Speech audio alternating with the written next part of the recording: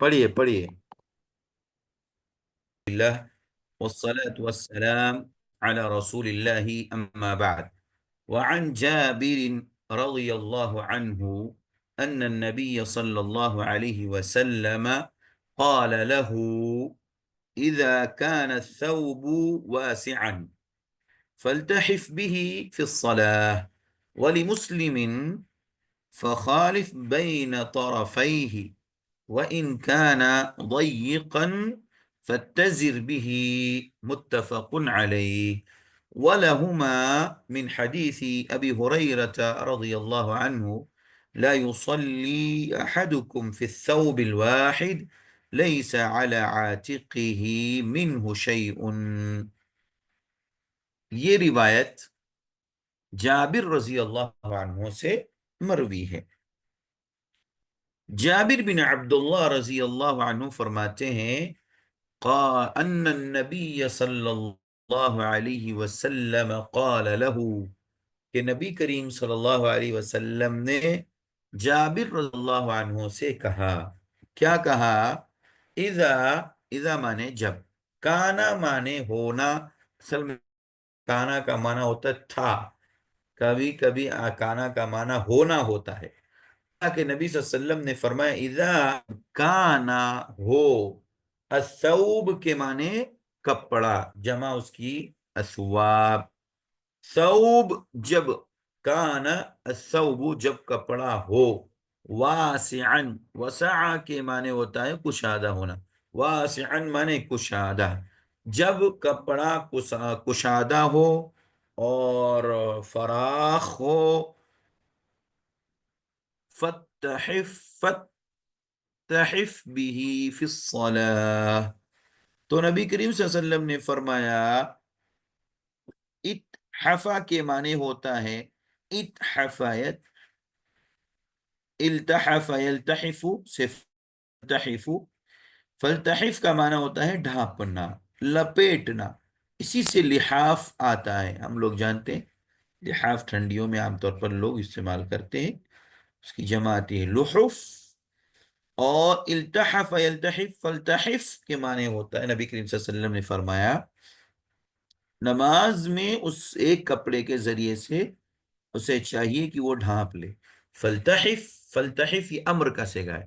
التحف یلتحف التحافا سے امر کا صیغہ فلتحف، چاہیے کہ وہ ڈھانک لے، چھپا لے، لپیٹ لے، بھی ای بالثوب اس کپڑے کو، فی الصلاة نماز کے اندر.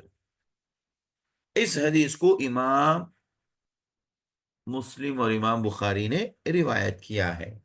ولی مسلم، مسلم یعنی امام مسلم رحمہ اللہ نے تھوڑے سے الفاظ کے فرق کے ساتھ مزید بیان کیا ہے. انہوں نے فرمایا کہ نبی کریم صلی اللہ علیہ وسلم نے کہا فخالف بین طرفیہ، اگر کپڑا کشادہ ہو تو کپڑے کے دونوں کنارے مخالف سمتوں میں ڈال لو. فخالف بین طرفین، خالف یخالف مانے مخالفت کرنا، بینا مانے درمیان، طرف مانے کنارہ، طرفی، طرفی مانے ہوتا ہے دو کنارے. تو جو ہمارے کپڑے کے دونوں کنارے ہوتے ہیں، ہم میں سے اکثر لوگ احرام کے باندھنے کو جانتے ہوں گے کہ اس کی ایک چادر ہوتی جو مرد حضرات اوپر سے اوڑھتے ہیں، ایک کشادہ کپڑا ہے مثال کے طور پر، اور اتنا بڑا ہے کہ وہ پورے جسم کو ڈھانک لے، اور اس کی بنیاد پر ایک طرف سے دائیں طرف سے جو ہے بائیں طرف کے کندھے پر، اور بائیں طرف کے کندھے کو دائیں طرف کے کندھے پر ایک ایک سرے کو ڈال دیں. تو نبی کریم صلی اللہ علیہ وسلم نے فرمایا کہ فخالف بین طرفی، دونوں کناروں کو دونوں مخالف سمتوں پر ڈالنے. کہاں ڈالنے؟ کندھوں کے اوپر ڈالنے. وَإِن كَانَ ضَيِّقًا فَاتَّزِرْ بِهِ. وَإِن مانے اور، اگر، کانا مانے ہونا، کانے کے اندر ہوا ضمیر جو ثوب کی طرف لوٹ رہی ہے، اور اگر وہ کپڑا ضیقن مانے تنگ ہو، یعنی چھوٹا ہو، بہت بڑا نہیں ہے، کشادہ نہیں ہے، جس کی وجہ سے ہم ایک کپڑے کو ایک طرف ڈالیں اور دوسری طرف بھی ڈال سکتے ہیں، دونوں کنارے کو ایک ایک کندھوں پر مخالف سمت میں ڈال سکتے ہیں۔ اگر ایسا نہیں ہے اور تنگ کپڑا ہے، چھوٹا ہے، فتزر بھی، اتزار یتزر مانے ازار بنانا، لنگی بنانا، تہبند بنانا۔ تو نبی صلی اللہ علیہ وسلم نے فرمایا فتزر بھی، تو اس کپڑے سے جو تنگ ہے اس کا تہبند بنا لو، لنگی بنا لو۔ یہ مردوں کے لیے حکم ہے۔ اس حدیث کو امام بخاری اور مسلم نے روایت کیا ہے۔ وَلَهُمَا، صحیح بخاری مسلم ہی کی روایت ہے۔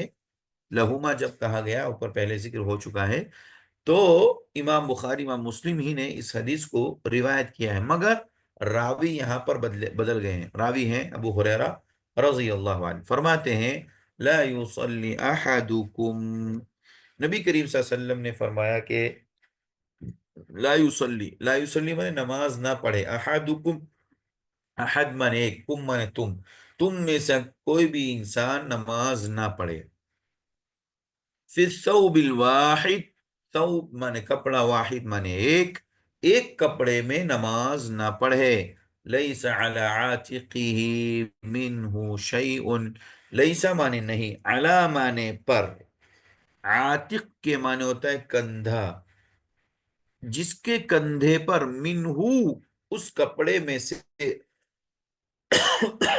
شیء کچھ بھی نہ ہو،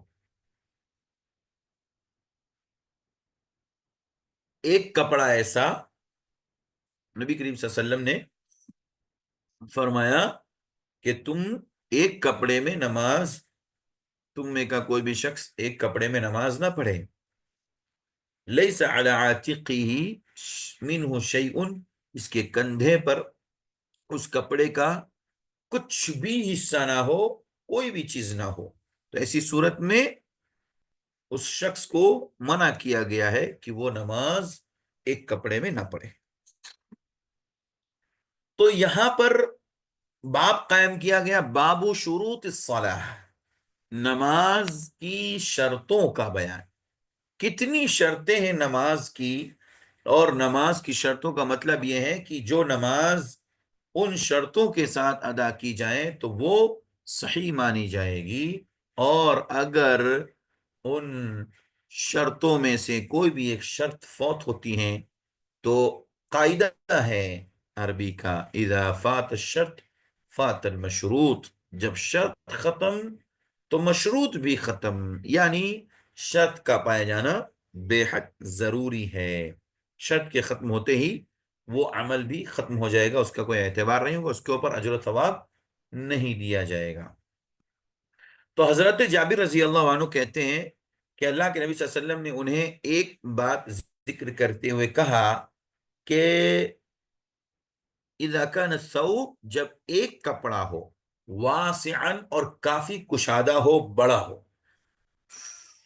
فلتحف به فی الصلاۃ، تو اس پورے ایک کپڑے کو کیا کر لو، اپنی پورے جسم پر لپیٹ۔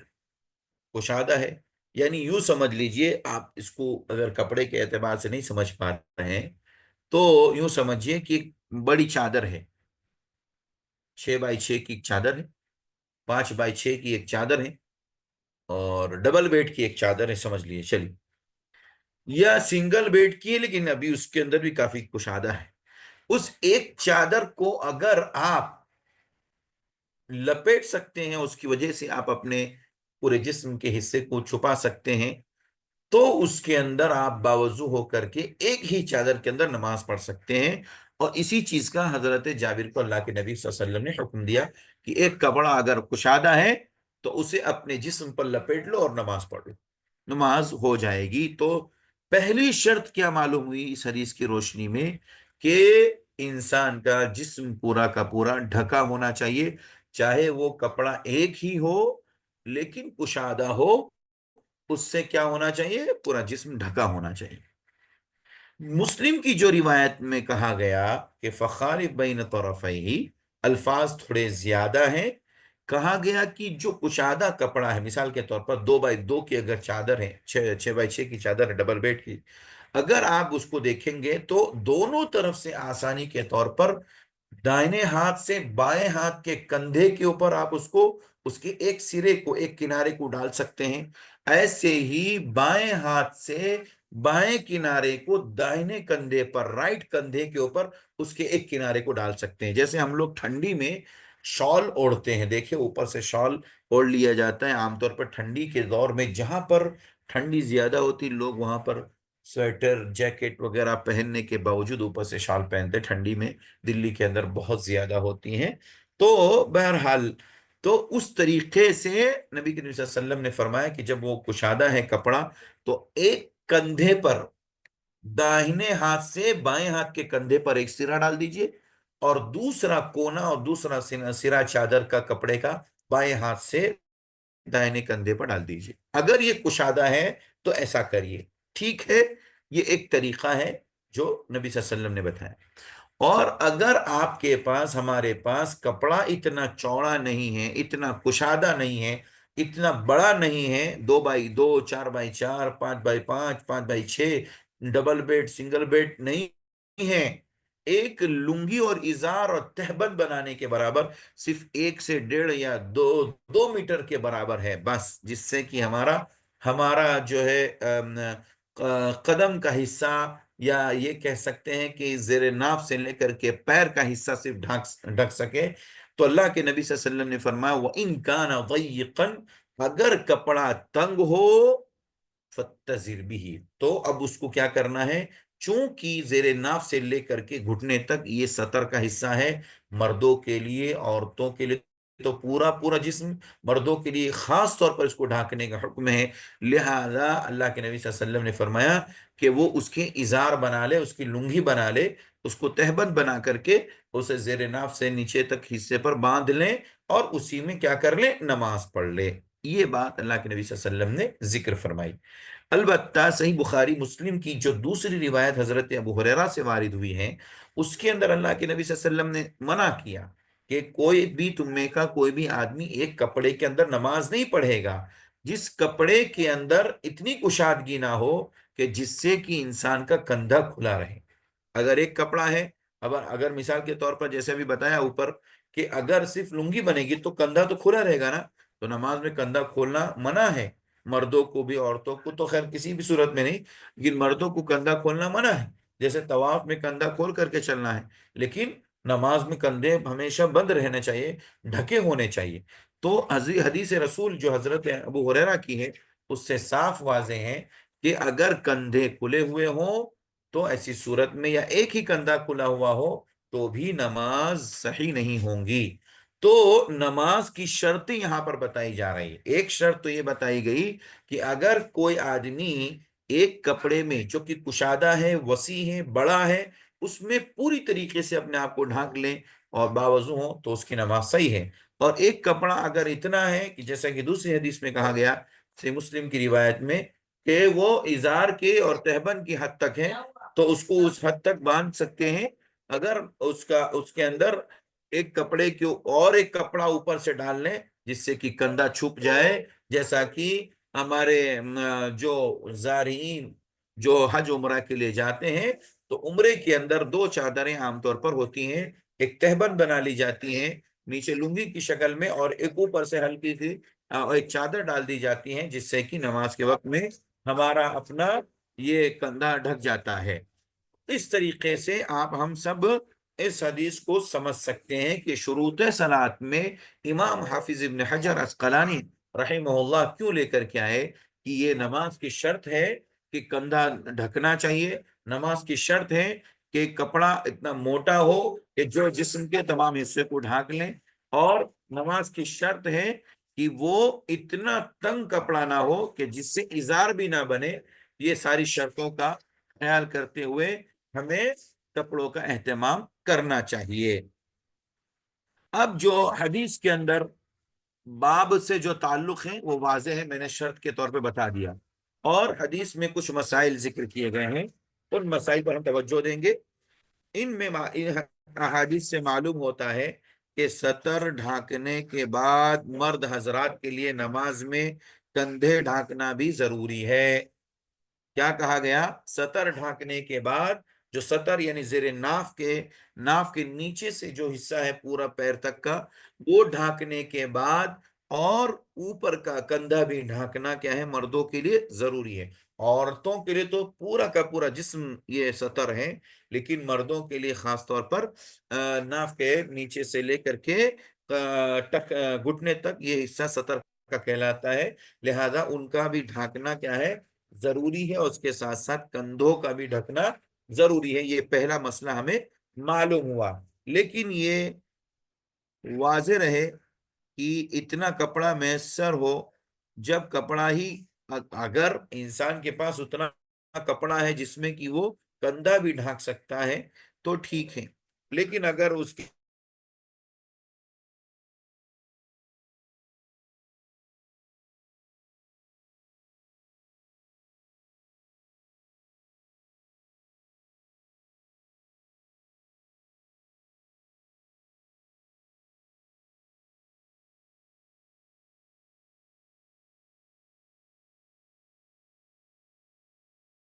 معلوم ہوتا ہے اس حدیث سے کہ مسلمان پر حسب استطاعت، یعنی انسان کی جو طاقت ہے اس کے مطابق اللہ تعالی سے ڈرنا واجب ہے۔ اب ایک انسان ہے، اس کے پاس ایک ہی کپڑے کے برابر کپڑا موجود ہے، تو وہ بیچارہ جبر نہیں کرے گا، تکلف نہیں کرے گا۔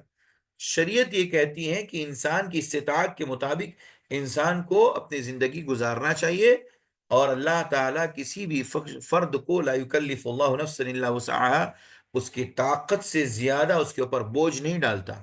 اللہ تعالیٰ نے کسی بھی انسان کو اس کی طاقت سے زیادہ اس کو مکلف نہیں بنایا ہے، جتنی طاقت ہے، استطاعت ہے، اتنا ہی اللہ تعالیٰ نے مکلف بنایا ہے۔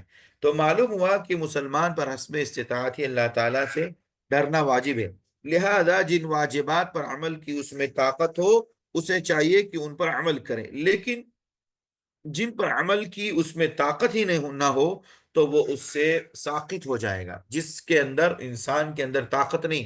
اب مثال کے طور پر دوسری حدیث میں جو کہا گیا کہ اگر کپڑا تنگ ہے، صرف ازار بن پا رہے ہیں، تو ازار ہی باندھ لیں اور اسی میں نماز پڑھ لیں، وہ اس کی استطاعت ہے۔ اب اللہ تعالیٰ نے اس کے اوپر اتنے ہی کے اوپر جو ہے اس کی نماز کو واجب قرار دیا ہے، اب اسے اس حالت میں نماز پڑھ لینا ہے۔ کندھا کھلا رہ گیا تو کوئی حرج نہیں ہے، نماز اس کی ہو جائے گی، کیونکہ وہ اپنی استطاعت کے مطابق اس پر عمل کر رہا ہے۔ اسی طریقے سے اس حدیث سے ایک اور مسئلہ مفہوم معلوم ہوتا ہے، وہ کیا ہے؟ ایک شرعی قاعدہ ہے، شریعت کا ایک قاعدہ ہے، کیا ہے؟ تقدیم الاہم فالاہم، اہم کو اہم پر مقدم کرنا، جو سب سے زیادہ اہم ہو اس کو پہلے درجے پر، اس سے کم اہم ہو اس کو اس کے بالمقابل۔ یہ قاعدہ اس حدیث سے ہمیں معلوم ہوتا ہے کہ اگر انسان پر مختلف واجبات لاگو ہو رہے ہیں، ایک انسان کے اوپر بہت ساری چیزیں، بہت سارے واجبات لائق ہو رہے ہیں، ان پر سب پر عمل کرنے کی اس کے اندر طاقت نہیں ہے، تو اس کو ترجیح دینے کا حکم ہے کہ جو زیادہ اہم ہے اس کو ترجیح دے دیں۔ اب دیکھیے یہاں پر نماز کا وقت ہو گیا، یہ بھی اس کے اوپر ایک فریضہ ہے، اور یہاں پر دوسرا کیا ہے، ایک شرط یہ ہے کہ آپ کو ساتر کپڑا پہن کر آنا ہے، اپنے کندھوں کو بھی ڈھانکنا ہے، اپنے جسم کو بھی ڈھانکنا ہے، اور کم سے کم جو ہے آپ کے مرد حضرات کا لنگی کا پورا حصہ یا جو تہبند جہاں پر پہنا جاتا ہے اس حصے کو ڈھکنا ضروری ہے، یہ واجب بات ہے۔ تو دو دو چیز، اب نماز کی اہمیت بھی اپنی جگہ ہے، نماز کو چھوڑ نہیں سکتے، اور یہ شرط کو فوت بھی نہیں کر سکتے کہ اس کی بنیاد پر نماز صحیح ہوتی ہے۔ اب یہ دو واجبات ایک جگہ جمع ہو گئے، لیکن اس میں دیکھیں گے کہ زیادہ اہم کون ہے، تقدیم الاہم اہم کے شرعی قاعدے کے رکتے پر، کہ اہم اس میں زیادہ کیا ہے، اس میں زیادہ اہم ہے نماز، نماز پڑھنا، نماز کا فریضہ۔ جب تک انسان نماز نہیں پڑھے گا تب تک اس کا فریضہ ساقط نہیں ہوگا۔ اب نماز بھی پڑھنا ہے لیکن اس کے پاس کپڑا نہیں ہے، کپڑا صرف ایک ہے، تو اللہ کے نبی صلی اللہ علیہ وسلم نے کہا کہ اس ایک کپڑے کو تہبند بنا کر کے، کندھا کھلا رہ گیا کوئی حرج نہیں ہے، کشادہ کپڑا نہیں ہے، زیادہ کپڑا نہیں ہے، دوسرا کپڑا نہیں ہے، لہذا ایک کپڑے میں تم نماز پڑھ لو، کیونکہ اس سے کیا ہے، نماز ہو جائے گی۔ یہاں پر اس نے اہم چیز کو اہمیت دی، اور وہ ہے نماز۔ کپڑے کے بالمقابل جو شرط تھی اس کے بالمقابلے میں نماز زیادہ اہمیت رکھتی تھی، اس لیے اللہ کے نبی صلی اللہ علیہ وسلم نے انہیں کہا کہ اگر تنگ کپڑا ہو تو ایک کپڑے پر بھی نماز ہو جائے گی۔ تو یہ چند مسائل اس حدیث سے ہمیں معلوم ہوتے ہیں کہ پہلا مسئلہ یہ معلوم ہوا کہ ایک کپڑے کے اندر اگر وہ بڑا ہے، وہ پورے جسم کو ڈھانک لیتا ہے، تو اس ایک کپڑے پر نماز ہو جاتی ہے، کپڑے میں نماز ہو جاتی ہے۔ دوسرا مسئلہ یہ معلوم ہوا کہ اگر کپڑا تنگ ہے اور کپڑا اتنا بڑا نہیں ہے کہ جس سے ہمارا کندھا چھپ جائے، تو اس سے ہمیں کیا کر لینا چاہیے، تہبند بنا لینا چاہیے مرد حضرات کو، اور اسی میں ایک ہی کپڑے میں اگر ہے تو پھر وقت ہو گیا نماز کا، تو نماز کے وقت کو مؤخر نہیں کریں گے، کیونکہ یہ فریضہ ہے، اس کا یہ فریضے کو اسی وقت ہم ادا کر سکتے جب وہ ہم ادا کر لیں گے، جب نماز پڑھ لیں گے تبھی جا کر کے یہ فریضہ ادا ہوگا۔ لہذا اس موقع پر ہمیں اس کپڑے کا اہتمام بہت زیادہ دھیان نہیں دینا کہ ہمارے پاس صرف ایک ہی کپڑا ہے کیسے پڑھیں گے۔ جس حالت میں آپ ہیں اس حالت میں ایک ہی کپڑے پر ایک ہی اظہار پر نماز پڑھ لیجئے۔ اور تیسرا مسئلہ جو معلوم ہوا کہ نماز کے اندر کندھے کا بھی چھپنا ضروری ہے، یہ شرط ہے۔ اگر کوئی شخص ایک کپڑا تو پہن رہا ہے لیکن اس کا کندھا چھپا ہوا ہے، یا دو کپڑے ہیں، جیسے کہ احرام کی حالت میں لوگ جاتے ہیں نماز احرام کرنے کے لیے، تو جب تک طواف کرتے رہتے ہیں ان کا ایک کندھا کھلا رہتا ہے، اور وہ اچانک مثال کے طور پر بھول جاتے ہیں، یا یہ کہ وہ جان بوجھ کر کے اس کندھے کو چھپاتے ہی نہیں، ڈھانکتے ہی نہیں دوسرے کپڑے سے، اپنے اوپر کی چادر سے، تو پھر ان کی نماز باطل ہو جائے، ان کی نماز صحیح نہیں ہوگی، کیونکہ حدیث رسول میں اللہ کے نبی نے حضرت ابو ہریرہ کی جو روایت آخری ہے اس میں یہی کہا نا کہ جن کے اس شخص کی نماز پڑھنا، کوئی بھی شخص جو ہے نماز ایک کپڑے کے اندر نہ پڑے جس ایک کپڑے کے اندر کندھا چھپانے کی طاقت نہ ہو۔ اب آپ کو میں اس کی ایک مثال دوں، جیسے ایک کپڑے میں نماز ہو جاتی، جیسے مرد حضرات اگر مثال کے طور پر صرف جبہ پہن لے، تو اوپر سے نیچے تک یعنی قدموں تک ماشاءاللہ رہتا ہے، اگر وہ ایک ہی جبہ توپ پہن لے ان کی نماز ہو جائے گی، کیونکہ اس نے کندھے کو بھی ڈھک لیا، اس نے سطر کے حصے کو بھی چھپا لیا ہے، تو لہذا ان کا یہ عمل صحیح ہوگا۔ ایک چادر ہے کافی بڑی ہے جو پورے جسم کو ڈھانک لیتی، صحیح ہے، کوئی حرج نہیں ہے، لیکن اگر کسی کے پاس بہت مختصر سا کپڑا ہے تو پھر اس صورت میں بھی نماز اس کی ہو جائے گی، اگر ایک ہی کپڑا ہے لیکن نماز کو مؤخر نہیں کریں گے۔ تو یہ حدیث کا خلاصہ ہے۔ اب آپ لوگ دیکھ رہے ہیں کہ حدیث میں ٹکراؤ نظر آ رہا ہے، کہ پہلی حدیث میں کہا گیا کہ ایک کپڑے میں نماز ہوتی، کشادہ کپڑے میں، اور دوسری حدیث میں کہا کہ اگر تنگ بھی ہے تو اظہار بنا لو ہو جاتی ہے، اور تیسری حدیث میں ابو ہریرہ رضی اللہ عنہ کی حدیث میں منع کیا گیا کہ ایک کپڑے میں نماز نہیں ہوتی، جو ایک کپڑا ایسا ہو کہ جو کندھے کو نہ ڈھانکتا ہو۔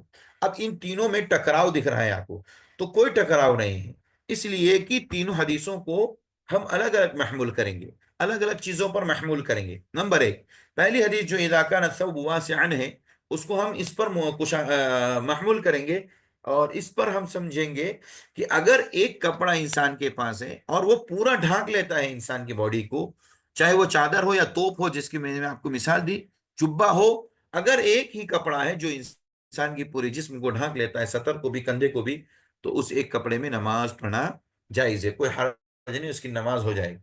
جہاں تک دوسری حدیث کا مسئلہ ہے تو وہ اضطراری صورت میں، اضطراری صورت کا مطلب یعنی انتہائی مجبوری کی صورت میں کوئی چارہ کار نہیں ہے، اور دو دو واجبات سامنے ہیں، اور تقدیم الاہم فالاہم، اہم جو اہم ہے وہ اس کے مقابلے میں اہم کو مقدم کرنا ہے۔ نماز شرط کے اوپر، کپڑا جو ہے پہننا، سطر چھپانا یہ شرط ہے، اس شرط کے اوپر نماز یہ مقدم ہے، لہذا وہاں پر نماز کا وقت بھی ہو گیا، اور کپڑے بھی کم ہیں، کپڑا بھی تنگ ہے، چھوٹا ہے، صرف ازار بن سکتی ہیں، تو شریعت یہ کہتی ہے اس اضطراری صورت میں آپ کو نماز پڑھ لینا چاہیے۔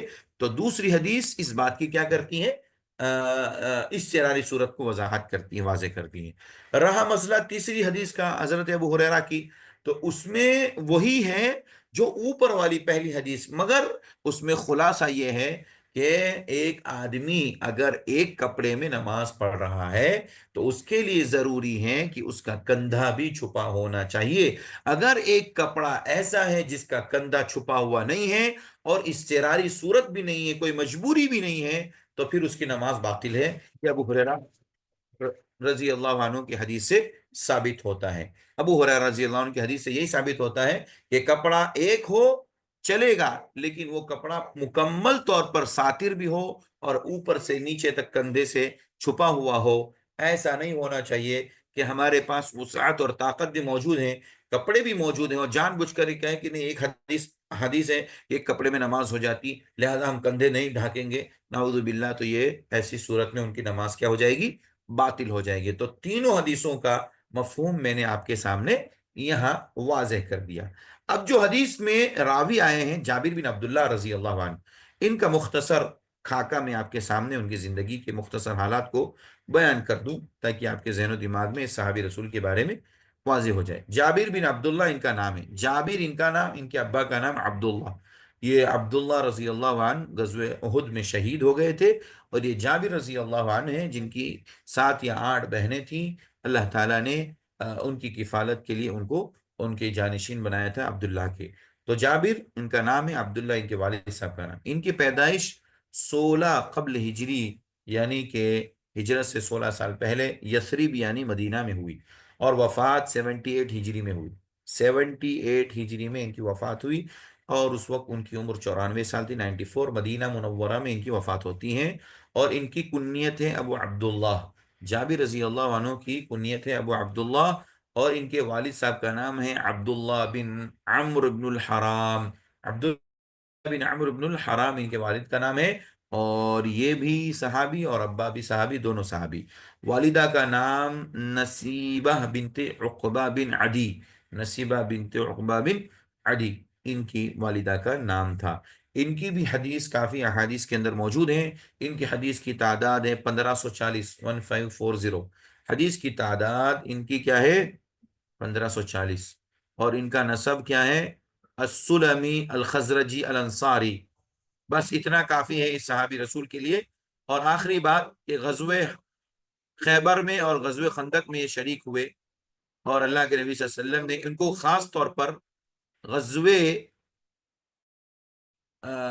احد کے بعد ایک چھوٹا سا چند لمحوں کے لیے غزوہ ہوا تھا، اس غزوے کے اندر اللہ کے نبی صلی اللہ علیہ وسلم نے صرف ان کو اجازت دی تھی، باقی سارے لوگ غزوہ احد میں شریک ہوئے تھے، وہی لوگ مشرکین مکہ کو بھگانے کے لیے گئے تھے۔ تو بہرحال یہ حضرت جابر بن عبداللہ کا مختصر خلاصہ میں نے آپ کے سامنے رکھا ہے۔ اذان ہو رہی، انشاءاللہ گفتگو بعد میں ہو۔ خلاصہ تھا آج کے درس کا اس حدیث کے تعلق سے۔ آپ لوگوں کو کوئی بھی مسئلہ نہیں سمجھ میں آیا ہو تو پوچھ سکتے ہیں۔ جی